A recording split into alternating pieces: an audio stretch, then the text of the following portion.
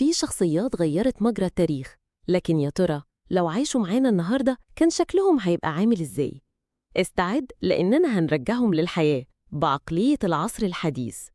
انت دلوقتي بتتفرج على لو عاشوا معانا. تخيل معايا ألبرت أينشتاين، عبقري القرن العشرين، بيصحى النهاردة يلاقي نفسه في 2025، مش لابس البلطو القديم ولا في معمله، لأ، ده قاعد وسط أضواء نيون وهولوجرامات وموبايل في إيده. يا ترى هيعمل إيه؟ هو إيه الصغير ده؟ وبيطلع ناس بترقص؟ هو ده اللي البشرية وصلت له بعد 100 سنة بحث علمي؟ جوجل بيجاوب أسرع مني. طب أنا كنت بعمل إيه طول عمري؟ هو كل الناس دي فين؟ وبتبص عليا ليه؟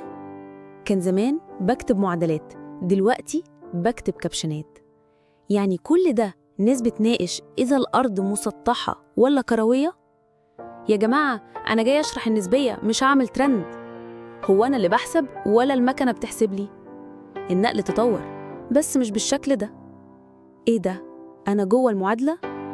أنت بتجاوب أسرع مني، بس يا ترى بتغلط قدي؟ النهاردة بيعمل قهوة، بكرة هياخد مكاني في المعمل. قلت نسبية مش شربية. زمان كانوا بيستضيفوني عشان أشرح الفيزياء، دلوقتي عشان أشرح الميمز.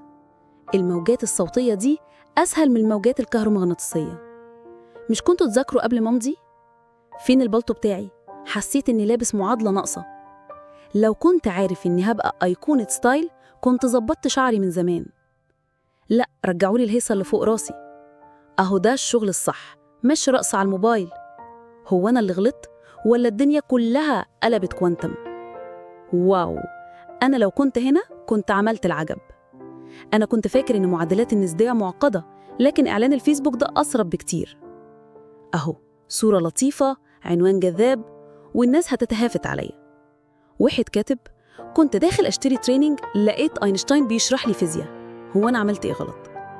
لازم أرد على كل تعليق، مش علشان المبيعات، علشان أشرح لهم النظرية النسبية. أنا فهمت الفيسبوك أكتر منكم كلكم. صباح الخير يا جماعة، النهاردة هتشوفوا يومي ماشي إزاي. القهوة مش مجرد مشروب، دي تجربة فيزيائية يومية. أنا ماشي في أمان الله، ألاقي الناس كلها ماسكة موبايل وعايزة سيلفي. حتى العباقرة بيحتاجوا يقروا حاجة تخفف دمهم. كان يوم جميل. حتى العباقرة بيحتاجوا يوم راحة.